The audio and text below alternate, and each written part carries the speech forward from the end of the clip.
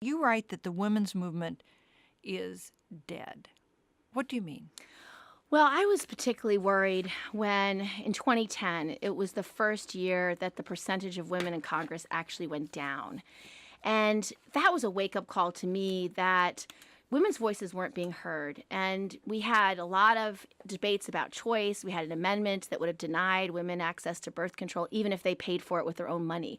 And I thought, what is going on? We are going in the wrong direction. Why are we still fighting the battles that our mothers and our grandmothers already won? Why can we not move ahead and focus on all the issues that are affecting women? And I felt like we weren't making progress. So I used this book to talk about a whole host of issues that I think are important to women. And I'm trying to create this call to action to say, your voices are necessary. We shouldn't be debating whether access to contraception should be affordable. That should be a foregone conclusion. 98% of women take contraception. And what about simple issues like equal pay for equal work?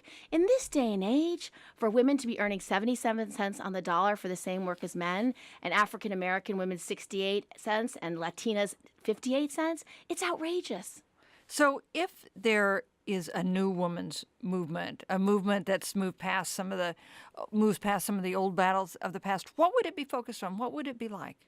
Well, I want to focus on all issues that women care about, and I want women to hold these elected leaders accountable. So I liken it to what Rosie the Riveter was during World War II. You remember that iconic poster, woman with her sleeves rolled up. The slogan was, "We can do it." And the reason why it was effective is because it told America's women, number one, you're needed, and number two, your participation would make the difference, and you can do this.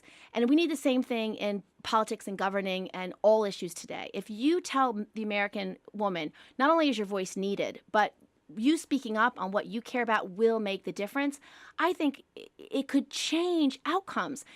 Rosie the Riveter had 6 million women enter the workforce because of it. If we had 6 million more women voting or holding elected leaders accountable or speaking out on the issues they cared about, you'd have different agendas. You'd have different issues being discussed at the PTA. You'd have more focus perhaps on things that affect women and their children. You'd have more solutions being offered, and that would be better for America, make America stronger.